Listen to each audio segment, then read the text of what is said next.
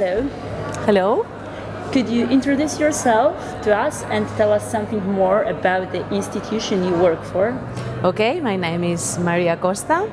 I'm a doctor in psychology and market research, and I work at AIJU, that is a technological institute for children, products and leisure.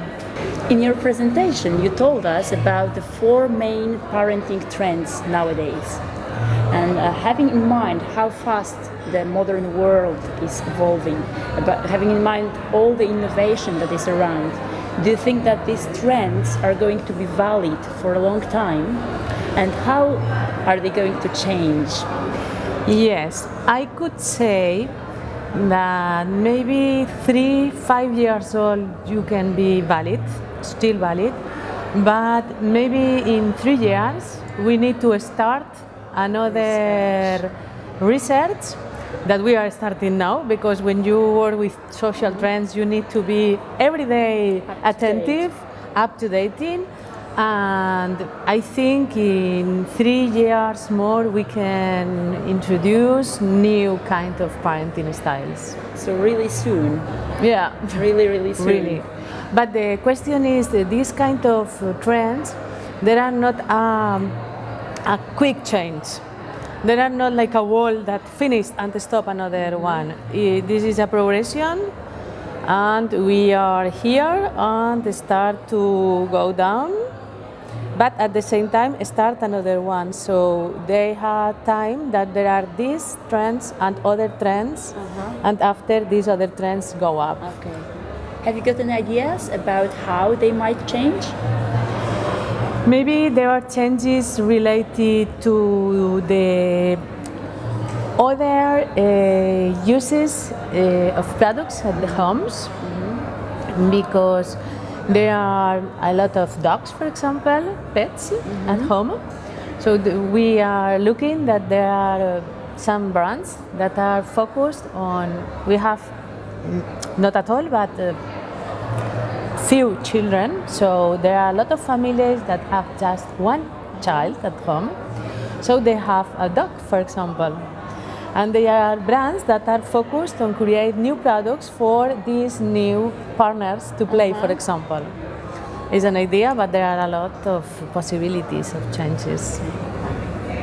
I would also like to ask you about online shopping, because on one hand, people prefer to test things before they buy them, especially when it comes to children.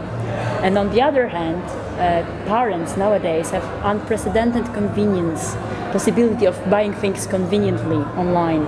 So do you think there is not any kind of families which is more prone to buy things online?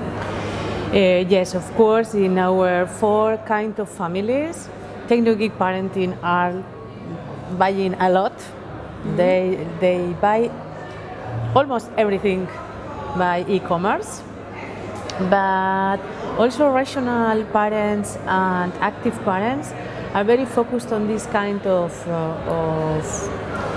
selling, because, for example, active parents are very used to start to use second-hand products that are selling online. And not only selling, but changing. So they put your product, and there are other families that are interested in. So it made like an orange to arrive to a possibility to pick it up. No, it's important that online shopping is increasing.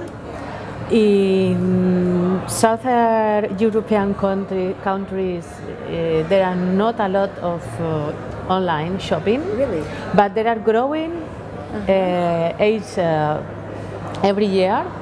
And this year will be the first Christmas that they are increase the toys purchases by online channels.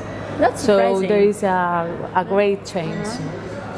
And do you think it also depends in any way on the number of children in the family? For example, it's easier to buy things for the second and the third child in the family online, or? I'm not sure about that. I have no information about it, but I could say that it depends more than the use of technological devices in parents. Okay, so more on the style of yes, parenting. it's a style.